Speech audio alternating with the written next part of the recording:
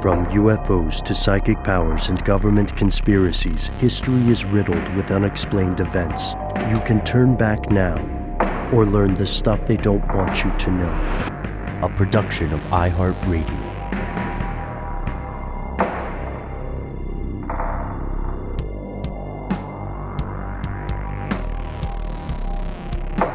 Hello, welcome back to the show. My name is Matt. My name is Noel. They call me Ben. We're joined, as always, with our super producer, Paul Mission Control Decant. Most importantly, you are here. That makes this the stuff they don't want you to know.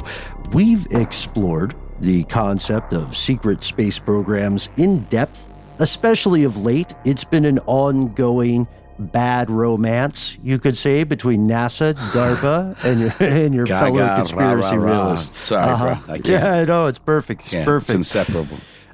Before we dive into this, do you guys want to give a quick recap of our adventures of late? I believe this is the first time the three of us are recording in Atlanta again. I was about to say stateside, but that's not exactly right. But yeah, ATL side. Yeah, we had a lovely little road trip together. We all went to Los Angeles to do a cool podcast evolution conference panel on how to talk about heavy stuff without being too much of a bummer. The humor and the heavy. You might be able to hear that very panel here one of these days in the not too distant future. But we also hung out with a friend of the show, Kevin, and some of his lovely friends from LA, and did music trivia at this place called Permanent Records, and hung out with some of our LA folks, Miles and Jack, and the whole gang. It was really great. We got a great LA crew out there. Yeah, it was an amazing time, but we are back now, and we are headed to space. Space. Yeah, hats off to longtime conspiracy realist. You already know part of our motivation with secrets of space and the outer dark. If you've tuned into some of our recent collaborations, most notably a particular episode of The Passage, an excellent fiction series. Well, one episode is not fiction. The Hoover episode is 100% real. All of these are EP'd by our own Mr. Matt Frederick. Tonight, we're exploring a troubling allegation of conspiracy that is somewhat of a culmination of numerous previous rumors. This case differs in one notable respect. It appears at least some of the allegations may hold water, or, aliens. Off mic, or off air, we were talking a little bit about some of the stuff that troubles us here. And, guys, we never did an episode about one of our protagonists in this story. Our tale begins with one man, a Scottish national named Gary. And Gary, when our story begins, is troubled by some rumors he's heard online. Here are the facts. That's right. In March of 2002, the year of our Lord, Scottish United Kingdom national Gary McKinnon was arrested at his apartment, or a flat, as they call it, in London, accused, under suspicion, of successfully hacking into secret and highly classified, sensitive U.S. military computers from February 2001 to March of 2002. He was 22 years old at the time.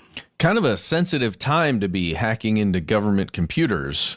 Right. I mean, you had Y2K, and then, of course, now we're right in the thick of post 9/11 paranoia and anxiety.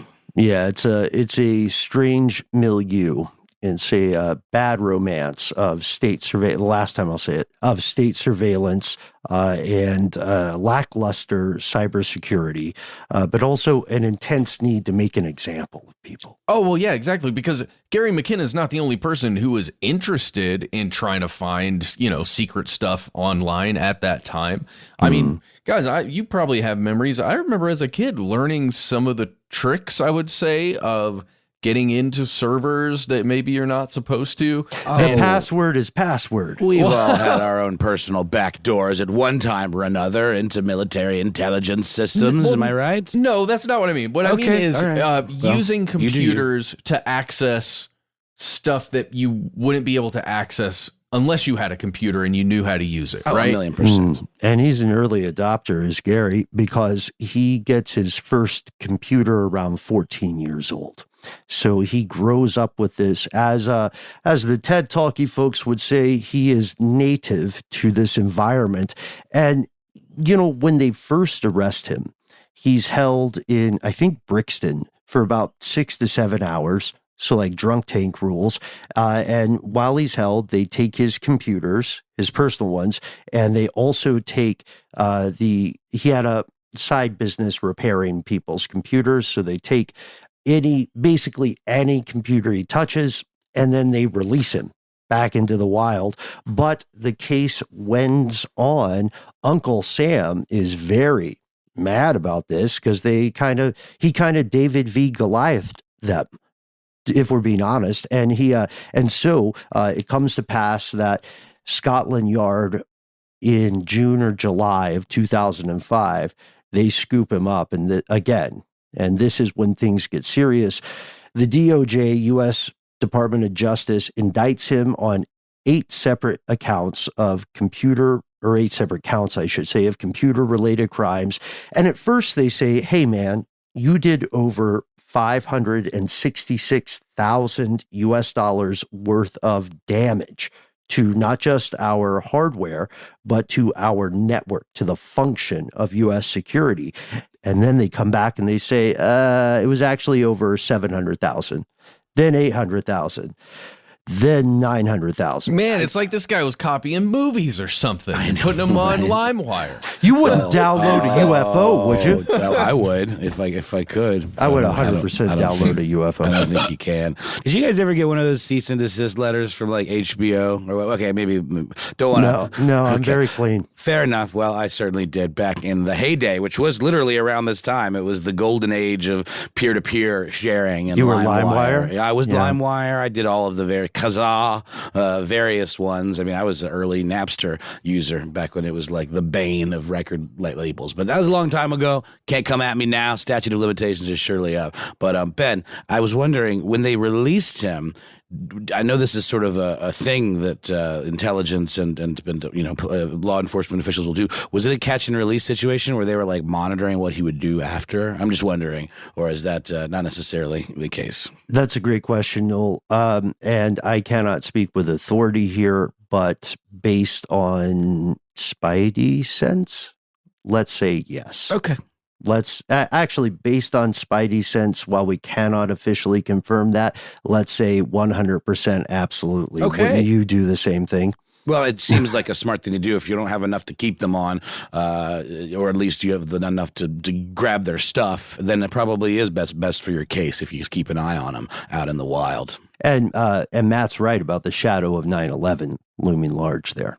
Oh, yeah. Oh, dude, with all the laws that were being written towards the end of the time that he was performing these activities, right? I mean, they are at that time being written, right? Within the confines of the White House and all of the attorneys that work around that structure, I guess. But the other thing is, I'm imagining the interrogation room, right? This is like having an interrogation room across an ocean where somebody on one side is saying, hey, this is what we have on you. And the person on the other side sweating, I guess. What did they say they had on him? Well, what they said they had on him in the UK was suspicion of illicit activities that may have this is where it gets muddy, because the concern was he may have compromised British nationals in the beginning, or he may have compromised British government networks, which would be kind of more important to the UK than the compromise of a foreign nation. Five Eyes aside, but shout out to you guys. Thanks for tuning in. The idea then is immediately to find out what they can get him on, right? Yeah.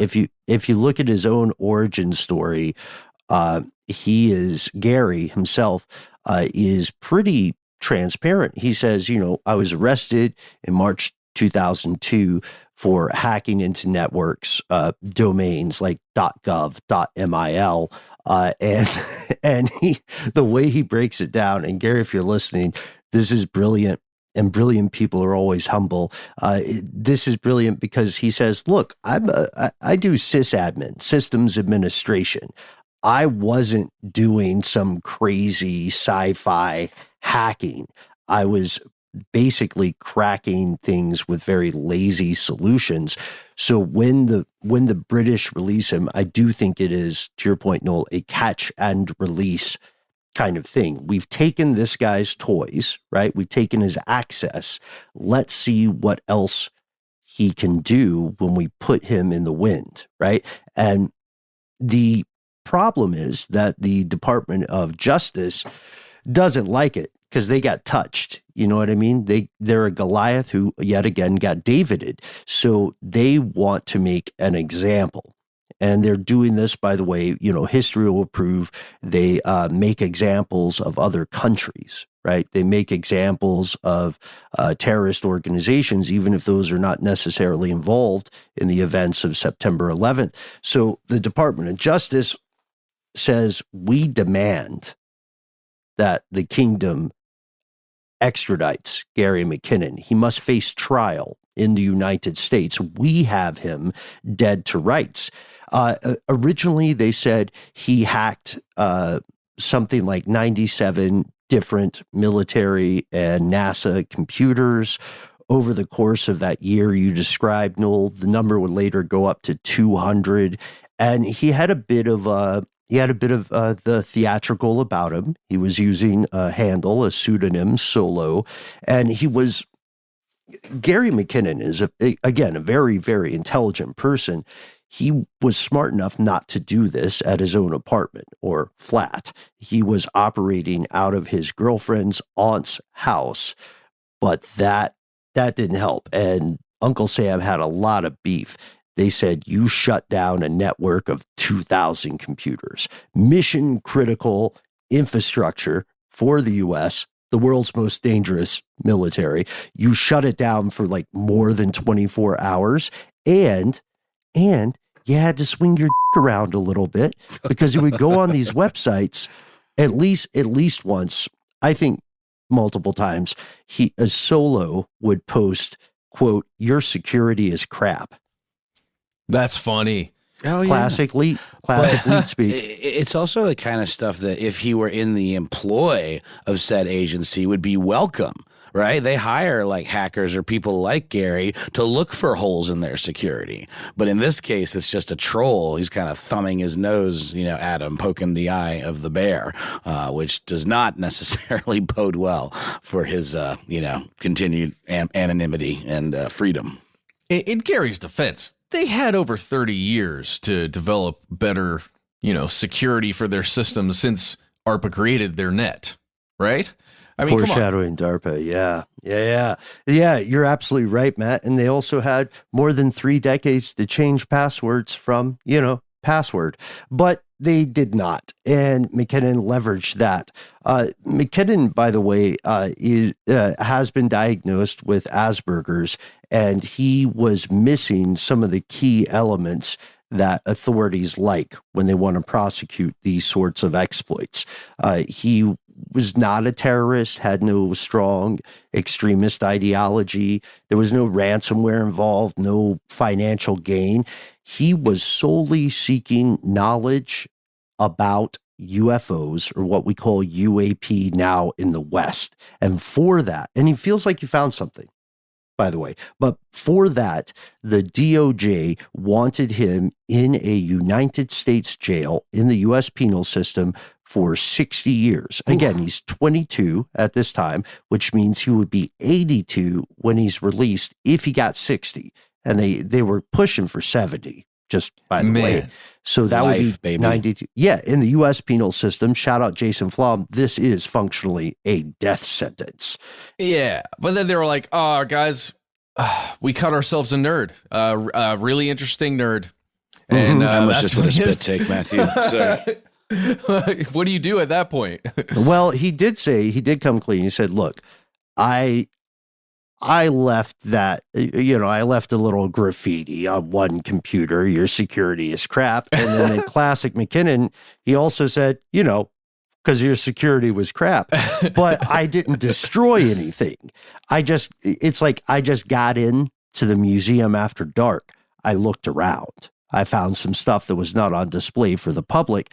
And this tale, I think it's a fascinating parable for state power, secrecy, cybersecurity, and conspiracy. But for tonight's purpose, our main question hinges on motivation. We know what the U.S. government says McKinnon did, but why did he do it? Maybe we talk a little bit about his motivation here. Sure. I mean, McKinnon was and remains quite convinced that certain world governments, the U.S. included, really in particular, actively suppress technology, a thing we talk about all the time, especially as it pertains to the potential explanation of UAP sightings. We often come back around to the old chestnut of it's likely some kind of craft that is classified and was being tested and essentially was caught in the midst of a test. Certainly not the only explanation for things like that, but definitely a pretty good one. However, the types of technology and information that he believes are suppressed are gonna be a little bit maybe more of a head scratcher than what I just described. Some more skeptical, discerning listeners might scoff perhaps. He believes governments have things like, kind of more sci-fi future tech, things that we really don't have any evidence of there being the ability to create at this point in time, just based on the technology that we do know about, things like anti-gravity devices, much more, out there UFO-related technologies, things like free energy, another version of that zero-point energy. And in many of his public statements, he has declared this to be morally repugnant, given that some of these technologies might actually be helpful in, things we talk about all the time, like why are they suppressing things that could actually be of use to civilization at large? Isn't that a little bit short-sighted, and perhaps a little selfish of Uncle Sam? Share with the class, including problems like poverty. One. Inequality, social and economic, and of course, a big one that I think will probably be a huge source of any potential future conflicts. Things like resources, starvation, the biggies. Call that for. Yeah, but the reasoning behind it is that some of the other kids in the class want to murder the other kids in the class, right? Including the ones who developed the technology. So, I don't know. It really stinks, but I see the reasoning there from McKinnon, at least. Yeah, the idea there being technologies that could improve life for the common good, for everybody living, but in doing so, they would actually be disruptors to civilization as it stands. So, like clean, or potentially potable weaponized, water. Right? Again, like clean potable water that same technology could be dual use. It could be weaponized, right? And this is stuff that is at the heart of Gary McKinnon's motivation. His search is not motivated in any way by making money. He doesn't want to publish a book. He doesn't want to, hold a seminar. He's not trying to steal patents or whatever. He's not trying to fight for, again, some sort of extremist ideology. He is going back to things like the Disclosure Project. He's thinking in particular of former governmental employees, some academics, government employees like Donna Hare, who worked for NASA and alleged that NASA held hard evidence of UFO or UAP. In short, Gary McKinnon believed and believes the truth is out there, it's hidden, and the public deserves to know. And with that, maybe we pause for, I was going to say a moment of silence. It's not going to be a moment of silence, folks. We're going to pause for some ads, and then we're going to get to the heart of this. What did he claim he actually found?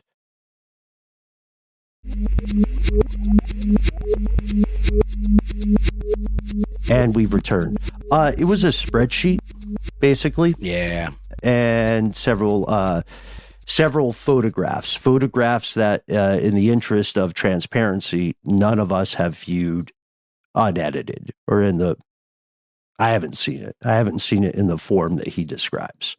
Well, yeah, he basically found what all of the hackers find nowadays when they get a hold of giant databases that, an ISP keeps on somebody or a credit card company, right? A spreadsheet. We all know this, right? In an Excel spreadsheet, we've seen these things where there's a name, right? A date, perhaps, and then other information. We don't know exactly what other information on individuals was found within that spreadsheet, but it was about something weird, right? Yeah. I mean, I like that comparison to credit card records.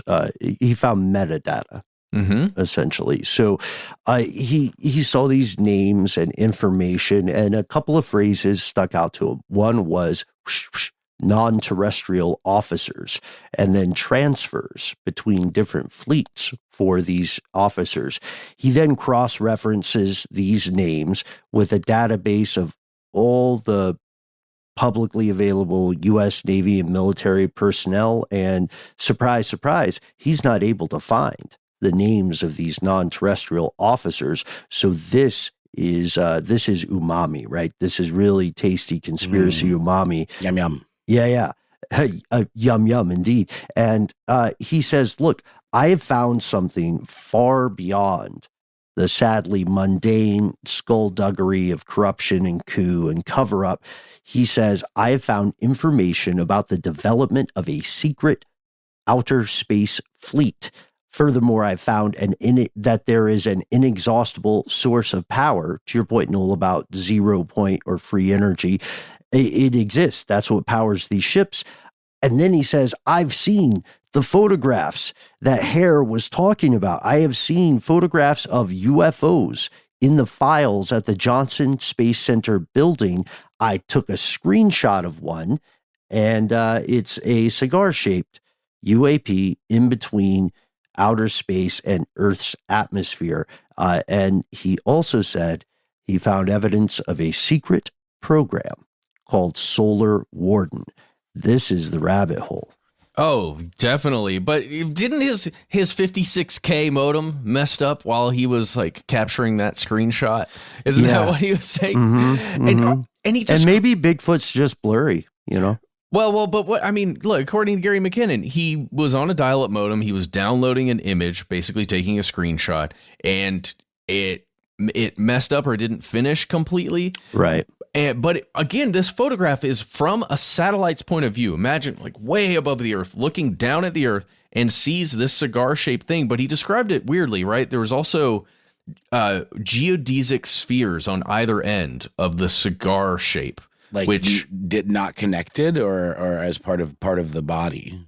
I don't know. That's how he's described it to Wired and other places when he was first talking about it. I don't know, guys. My mind immediately goes to there's a whole kind of school of art called glitch art, where you can remove pixels or essentially, simulate a low quality data transmission. And a lot of that ends up with the result of smeared pixels or things that kind of are stretched or weirdly shaped, of an image. I do tend to wonder if that 56K modem glitch maybe caused a visual anomaly. I don't know. You mentioned already at the top, Ben, or we mentioned at the top the idea of some of these claims being something that might be approached with a little skepticism. And I think that's where I'm starting. But this is also a new story to me, so I'm going to keep an open mind. Yeah, and this is where the rabbit hole begins.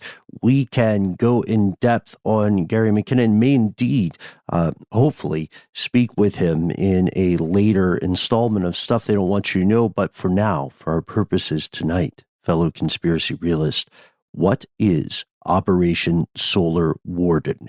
Here's where it gets crazy.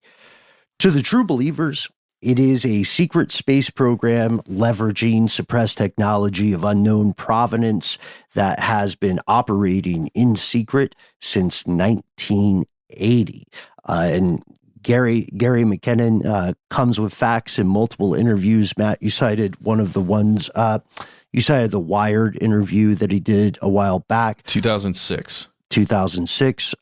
So in that one, he says the U.S. Naval Network and Space Operations Command, or NSOC, is the ultimate head of Solar Warden, and he comes with some specifics that he derives in this hack. He says there are about 300 specifically U.S. Army personnel, which I take to mean, given that he's a Scottish national, I take that to mean U.S. military in general. Yeah, probably doesn't know all of the ins and differences in the branches.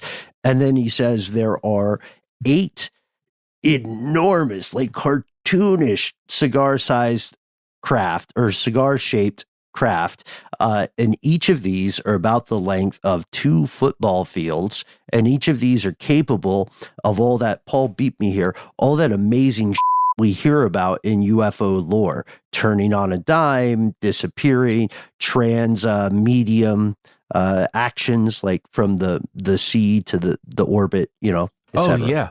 This is another really weird thing that he notes. He says on these objects, quote, there were no visible seams or riveting, which is interesting, right? If it's a man-made craft, you imagine you've got to bolt together pieces of metal. At least those are the ones we know about, right? Even on the most advanced aircraft or jets, there are seams between pieces. Like if you imagine some of these more advanced aircraft that their wings change, right? We've probably seen these in movies, or we've seen images of them. You can see the seams, but this thing is just. You mean like they fold up? Yes, some of the position. I see. So, yeah, a lot of the aircraft actually change position in how their wings look, but he's not seeing any of that stuff on these craft, which to me is, I don't know, that it doesn't mean anything besides, I guess when we think about UAP sightings now. It's leading me down towards, the 2020s of sightings rather than the early 2000s.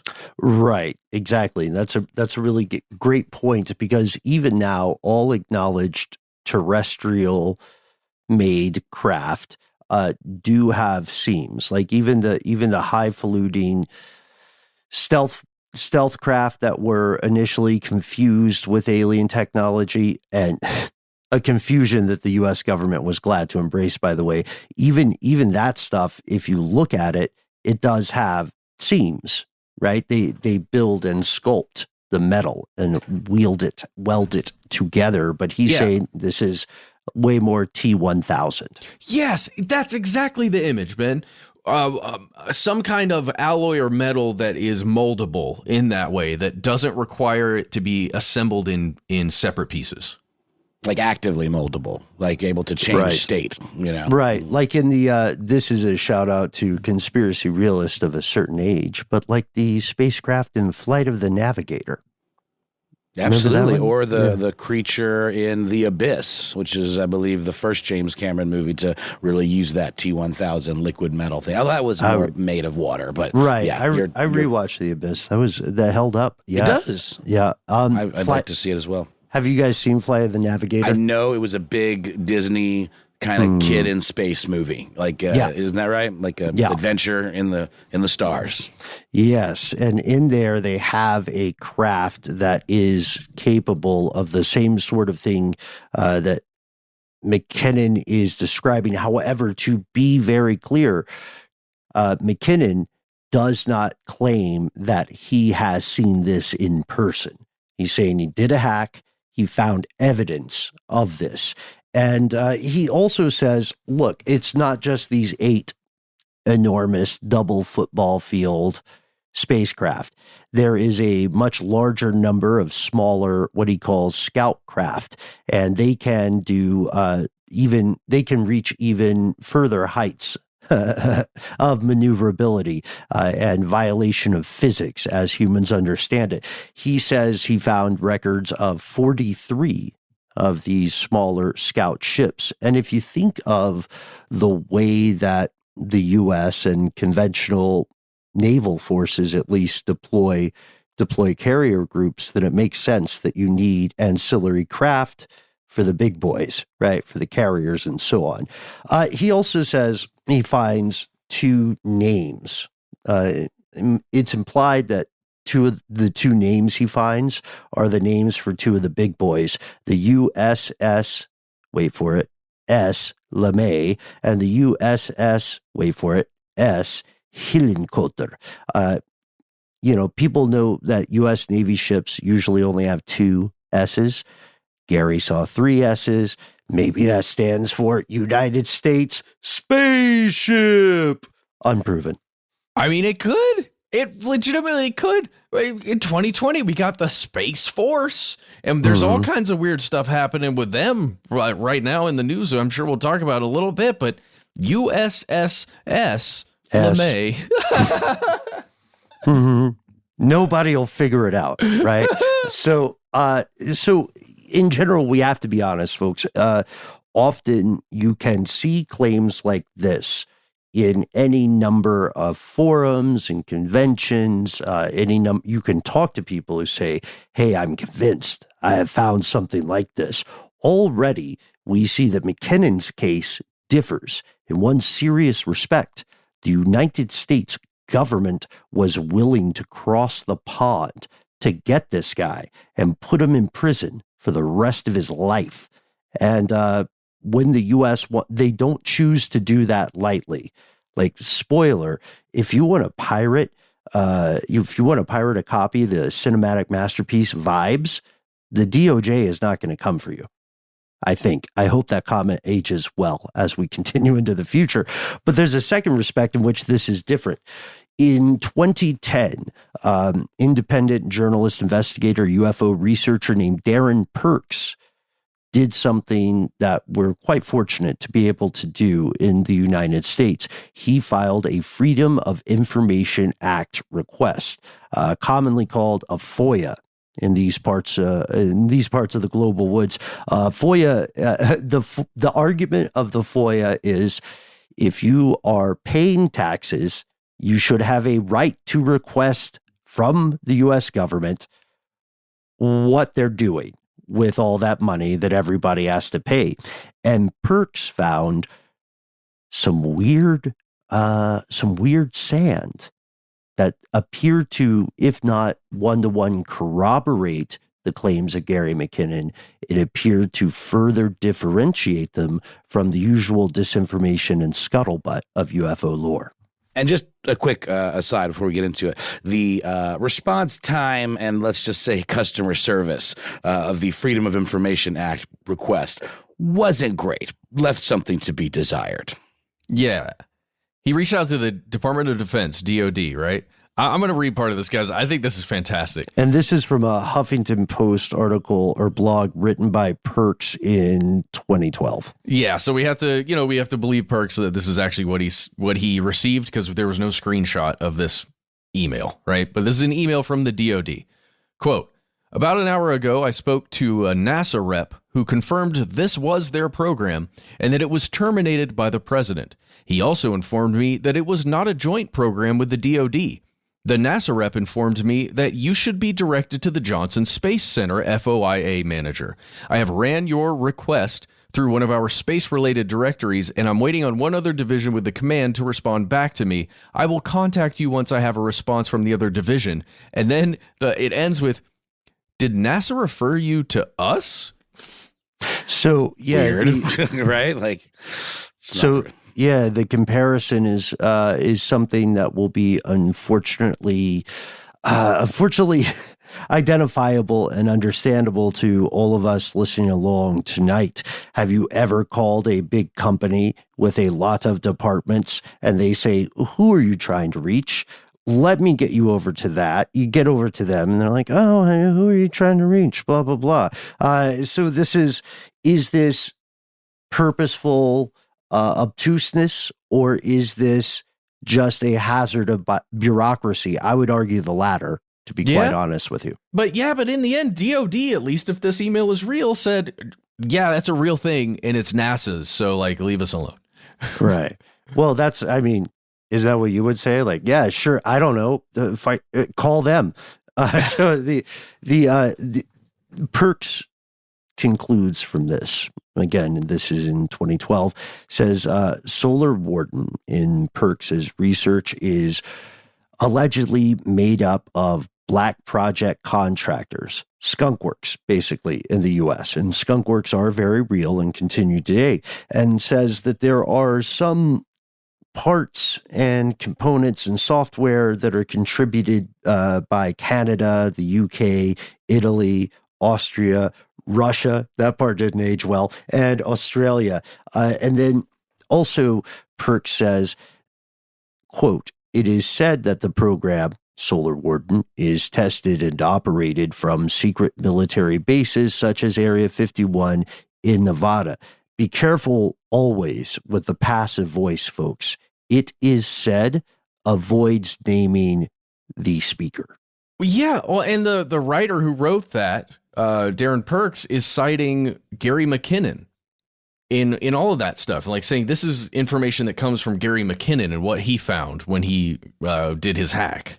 Right. So it verges on tautological, right? Tautology. But the narrative divides, in the pursuit of information. Again, Perks finds himself referred to various government bodies. And if any of this holds up, then these allegations are stunning. They're world shaking. As the internet used to say back in the early 2000s, big if true. This means that the U.S. would, one, have knowledge of suppressed technology, whatever the origin or provenance, and then two, somehow successfully restricted this knowledge from the public, didn't let its enemies know, even though some of its erstwhile enemies were collaborating with it, and it also hid it in some part from its allies, and three, at the same time, while keeping all this a secret, it deployed this technology successfully, even if only in a test run, like that BMW, that T1000 BMW that we were talking about off air. Oh, it's made of liquid metal too? It's made of fabric with, okay. Sorry, you said the T1000. Is that the actual model number, or were you referring back to the T1000? Okay, cool. BMW's not that cool. Sorry, BMW owners. Yeah, but it uses a thing that DARPA has an active research project on. I guess we would call it, what do they call it? Active flow control. Mm-hmm. Being able to change basically the shape of a craft at will or in certain configurations. Mm-hmm. Yeah, the idea being that it can adapt in media res as needed, right? And you don't have to... how if you want different sort of airflow control on your typical Fast and Furious vehicle, you have to take it into the shop to put in a spoiler. You can just do that on the road with this. Oh yeah, and often with BMW, I think with their model, it was to make it cool looking and in different ways. But with DARPA, it's their program is called CRANE, which these acronyms that they're running with at DARPA: Control of Revolutionary Aircraft with Novel Effectors. And then you combine that up with their DRAG program that's also active, Drag Reducing Architected Geometries, which is interesting, right? Yeah, but putting revolutionary in there definitely sounds like a sales pitch. I know. No, dude. They had to make Crane work, okay, Ben? Yeah, all right. They had to make Crane work. We've all been there. Also, shout out to all the boffins at BMW who I'm sure working around the clock to institute turn signals in their vehicles. You know what I mean? We're Make with it you. Mandatory. This struggle is real. Check in with DARPA. Science continues on BMW turn signals. But for real, guys, do you think if DARPA publicly puts on their website a program like that, do you think that is already something that has been developed and is controlled, and now it's just studying it more or something that they've already patented or, used their abilities to take that patent away and then research it for 10, 20, 30 years? The Invention Act makes it pretty certain to me that for it to be on a publicly available website, the concept or the possibility has been proven. It's just whether or not it can be applicable in a feasible manner. That's my take. I don't know what you guys think.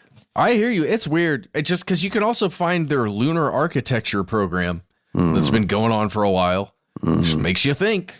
And China's gonna mine the moon, and everything's fine on Earth. Anyway, who's gonna blow up the moon?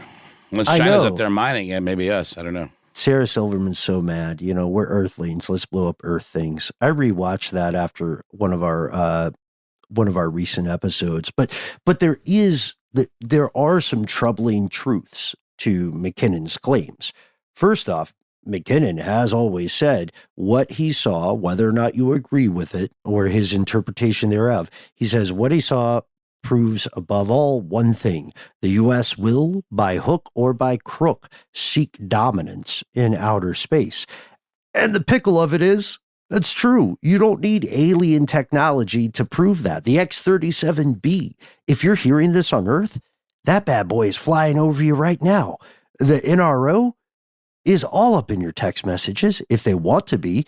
Space Force is real. The NRO is looking at your phone as you're walking outside at text messages. They're not like that signals intelligence. They're literally looking at your phone. Like they're zooming in. Like all those propaganda films you see where, or the programs where like there are people working in an office that is way too nice for any law enforcement agency, when they're like leaning over the computer with the one person who apparently knows how to use Google, and 7 they're like, screens, right? And they're like enhance that image. Can we enhance that image? The NRO can really do that. Yeah, they actually have the lenses for it, which is so weird to think about. But guys, there's also things like the new Space Force and Operation Cobra, which is this giant, Cobra Gold 24. Okay. Put some respect on it. Yeah. Seriously, just a huge joint multinational exercise, kind of like Jade Helm, where they are using space and the forces in space that they control, the space forces, they're doing joint military exercises with that. And y'all, this was announced March 28th, 2024. So just a couple of days ago, as we're recording this, Space Force created a thing called Space Cent, which is their central command, basically, at Space Force. Sure, like CENTCOM or FORCECOM. Yeah. Exactly. They call it Space Cent. And they just deployed this thing called U.S. Space Force Central Combat Detachment 3-1, which is for space combat, guys. It's the first time I've actually heard of, the United States or Space Force. I think they're getting ready to put weapons in space, and do it actively and publicly, because that was a public announcement that they made. And it will be in reaction to signals sent by the Russian forces. So it's all defense, I'm sure. But I guess what I mean, dude, yes, but it's happening right now and it's real. And just I'm imagining how far we've come since 2002 when Gary was in those servers, right? Mm-hmm. Yeah. History proved him to a degree prescient, right? In some respects. Again, extraterrestrials have not been proven nor confirmed yet. And Solar Warden as a concept is, again, officially unproven.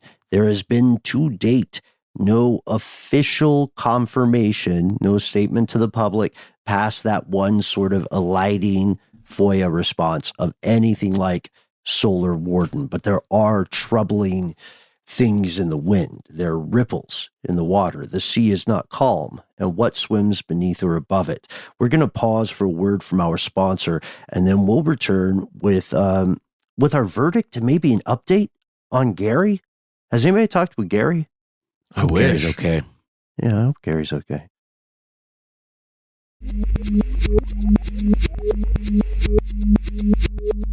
And we have returned to your earlier point, Matt. Recent events require a new reassessment, pardon the alliteration, of Gary's claims. In the decades following 2002, multiple largely credible individuals came forward with claims that something was fishy up there in the skies and in the ink. I mean, that's the question. Did Gary McKinnon succeed in his mission? Did he verify and publicize some sort of long-running, obscured, above top secret program leveraging bleeding edge technology? Well, what he didn't understand is that Excel spreadsheet actually had a list of non-human assets within the United States Army or just military, or whatever. No, I'm just joking. I'm just joking. It was like a hidden column. Well, no, but imagine if there was. It's really funny. Can you imagine if it was like they just had human names for everybody else's benefit working on the teams? But instead of like Zarg or like, whatever. Something that you couldn't even pronounce probably with your human mouth. Dr. Hugh Man. Yes. Dr. Acula. That's different. I don't know, guys.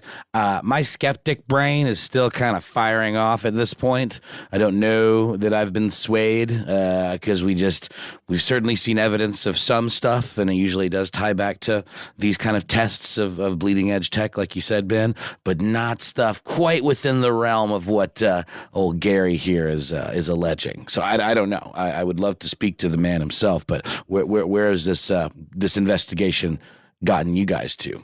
Yeah, it's a good question. Skeptics may easily and with validity dismiss the entirety of this tangled story as hogwash, but if we are exercising skepticism and critical thinking, which goes both ways. Skeptic doesn't just mean that you're negging something. It just means that you thought about it, and you could be skeptical on the opposite end. For force. Yeah, I'm really happy that you point that out, because skepticism that shies away from inconvenient questions is only another zealous ideology, and as such does not serve our purposes, and is indeed antithetical to critical thinking. I mean, so here are the questions. If any or all of this stuff that McKinnon is claiming is false, why did the United States spend so much time pushing for his extradition? Right? They put a lot of blood, sweat, and treasure into that. You could say they wanted to make of him an example. Makes sense? We certainly know they love to do that. And if they've got a big one, they'll probably put a little more resources into it, because it would certainly serve their goals of discouraging others from, getting into their business. But if he really found something, wouldn't the Men in Black just give him the old flasheroo? Disappeared him? Or send him to a black site somewhere? I mean, right. Yeah, commit suicide by shooting himself twice in the back of his head, or maybe shooting himself with his non-dominant hand and then his Shih Tzu and his 2 children. Look it up. Okay. Yeah. Well, it really makes me think of a show that I've really been enjoying lately that I think we talked about during our travels, an Apple TV or Apple Plus show called Slow Horses, about spy masters, in the UK, working for their intelligence services. And of course, Gary Oldman plays the spy master who's in charge of kind of the worst spies that sort of did a bad job and got sort of put in this place called Slough House for punishment. But some of the stuff that it goes into in terms of how far the government will go to silence those that have information that they would rather not get out there, it's pretty chilling stuff, and it really does feel like it has the ring of truth. So I'm with you guys. I feel like the faked suicide or just convenient vanishing would probably be on the table if he really did have the goods. And then to answer that, to counterpoint to that first question, why did the U.S. spend so much time pushing for his extradition? If any of this stuff is true, not all of it, but any of it, then why did the U.S., the world's most powerful and dangerous force, why did they ultimately comply with the United Kingdom's decision to keep McKinnon on their soil? We'll get to that. Why did they push, and then give? Why on earth, to put this quite bluntly, in a way that you will not hear in diplomatic conversations, why on earth, pardon the wordplay, is Gary McKinnon still alive? It's true. At this point, he's alive. He's on UK soil. He did delete his Twitter. I guess that's a casualty of it. If you want to, because it's an X account now. It's an X account now, sure. I mean, he's big on Truth Social or whatever. But the photos he allegedly obtained were removed from his computer when he was initially popped and put in Brixton, right, in 2002. He doesn't have access to these photos as well. Per his most recent conversations, he claims that the UK government used Photoshop in specific, shout out Adobe, to edit out the UFOs from these photos before they were released or even propagated internally. And that is a tale all too common in the modern narrative, cough, cough, folklore of disclosure. The proof is there. I saw it, but due to insert reason here, you cannot see it. Well, yeah, I'm thinking about the Mirage Men and some of those discoveries that the U.S. government will use disinformation agents to put false information out there to a UFO enthusiast, right? So, and I'm imagining what if the security on those servers actually was really great and they watched Gary McKinnon stroll through the door and they went, "Oh, guys, this guy's sneaking around. Let's get some of those UFO photographs, those like ones that we generated. Let's get those into a folder. Dude, is anyone really good at Excel? Let's make a spreadsheet with quote non-terrestrial officers. Let's make sure he sees that." Like, do you think that's even in the realm of possibility? Yeah, it's in the realm of possibility. You know, what's that line? The pawn mocks the movements of the bishop but never sees the chessboard from above. You know what I mean? Or it's just a cool prank. Well, but in the end, like it's part of the propaganda world building that the United States has been involved with since its inception, right? Sure. Yeah. Make the story about us big and huge and scary to a lot of points, but also exciting and, patriotic and special. And every country does that. And I just wonder if there's something like that. There's theater to it. It's quite possible. It's also, in the point or to the pro side of that argument, it is much more likely than the idea that extraterrestrials crashed on the planet Earth in a time of modern civilization and that their technology was understandable and recoverable and successfully leveraged by primates. You know what I mean? Like, putting it in that perspective, the grift seems a little bit more plausible. Yeah, but it took 33 years, right? 1947 to 1980. Photoshop wasn't where it is now. That's part of it. But I think that's a good example. And, folks, we don't have the answers for this. We can tell you that in 2012, under the administration of Theresa May, Gary McKinnon's extradition was blocked, and it was blocked entirely on the basis of human rights. Given that the U.S. penal system is a nightmare, and given that McKinnon does have Asperger's, is not affiliated with any terrorist organization, et cetera, they said, we're not going to do it. We're not going to send this guy to the wolves. And ultimately, as we record this evening, McKinnon was neither trialed nor officially, the charges against him were dropped in the United Kingdom, and there have been few substantive updates since. Imagine, if you will, Julian Assange over in that Ecuadorian embassy, looking on in wonder and envy. Yeah, no joke. Julian, we're still rooting for you. We just hope you're okay. Guys. We just hope you're okay. Well, yeah, no, I mean, in the way of an update, what is happening with Julian? Is he still just a holding pattern as it has always been? Is it that time? Is it a Julian Assange update time? We haven't talked about it in so long. I kind of lost track. I just assumed it was sort of the same, much of the same. But he is still embroiled. I was talking briefly with our pals from Zeitgeist, Miles and Jack, about this. He is still embroiled in attempting to stave off extradition to the United States, but Uncle Sam wants him very bad. Like that poster. I want you. Like that poster. You specifically. But man, he's been fighting that for years. Oh, yeah. And I guess my question is, like, if they really want you, maybe it should give us a little bit of solace. It does appear they can't just get you. there's a lot of red tape that has to be worked through to make things like that happen. A lot of real cooperation. It depends what you did too, right? That's also true. Of course. It does. You mess with the future, you mess with the money, you mess with the resource extraction, you get on a different list. It's a much shorter list, and the consequences of that list are not cool. He got upgraded on the naughty list, basically. He got naughty plus. Oh, yeah. And with McKinnon, they were just like, oh, man, he found the pictures of the thing we're going to deploy in 2024 during the solar eclipse. Oh, geez. Nice. Oh, well, it'll be all right. Nice. This episode may come out around then. Yeah.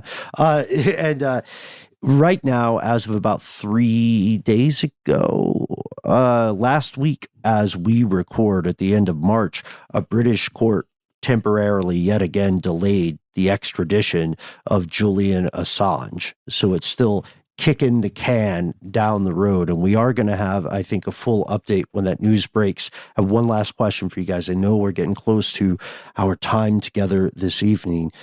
Matt Noel, fellow conspiracy realist, if there is a real secret afoot, then riddle me this. Why is the BBC coming out with a feature film called The People versus Gary McKinnon? Why did the BBC Radio 4 air a 2007 radio play called The McKinnon Extradition? If you're trying to cover up the truth, I mean, it's the Ouija board question. If a Ouija board actually lets you speak with the dead, why can you buy one at every department store? I mean, I hear you. Why did they let Ian Douglas write a 3-part series called Solar Warden? I mean, it's out there. You can find it. And guess what it's about? What's it about? Very thing. It's a sci-fi science fiction 3-part series. The first one's called Alien Secrets, and it came out in June 2020. And the third series came out last April. Any good? We don't know. We haven't read it. I haven't read it. Well, what about the radio play thing? That's interesting medium for it. Have either of you guys checked it out? I thought the radio play I thought was interesting. It's way more, in my opinion, it's way more focused on the extradition struggle for Gary McKinnon, and the BBC film that should be on the way soon is based on a book by Janice Sharp, who is Gary McKinnon's mother. So Solar Warden, the science fiction series, is more focused on what we're talking about today. And it is, by the way, it is about the Solar Warden fiction series, just to make sure we know what we're talking about here. It does focus on the end of World War II, right around the old Roswell crash times. Just saying. Okay. I don't know, whatever. The art looks fun to me, and Ian Douglas has definitely written a dang crap load of science fiction and military books. Yeah, he's quite prolific author for sure. And there has, in recent years, been a growing market for stories touching on government cover-ups and allegations of unusual things, especially, alternate history or revisionist history, UFOs, UAP. But one thing is for sure, fiction, fantasy aside, there is a lot of activity in the air these days, more so now than at any point in, wait for it, modern civilization. A lot of stuff is out in space, and until the public gets some solid answers, a lot of that stuff remains the stuff they don't want you to know. We can't wait to hear your thoughts, folks. We try to be easy to find online. Find us online at the handle Conspiracy Stuff, where we exist on Facebook, on YouTube, and on X, FKA Twitter. On TikTok and Instagram, we are Conspiracy Stuff Show. Do you like calling people and leaving voicemails? Where you can do that to us, call 1-833-STDWYTK. That's stuff they don't want you to know, just smashed together DARPA style. When you call in, give yourself a cool nickname. Let us know if we can use your name and message on the air. And then you've got 3 minutes. Do whatever you'd like within those 3 minutes if you do, the first things we ask you to do. If you've got more to say than could fit in that message, if you've got links, if you've got attachments, why not instead shoot us a good old-fashioned email? We are The folks who read every single email we get take us to the edge of the rabbit hole. We'll do the rest. Be warned, folks. Sometimes the void writes back. Conspiracy at iHeartRadio.com.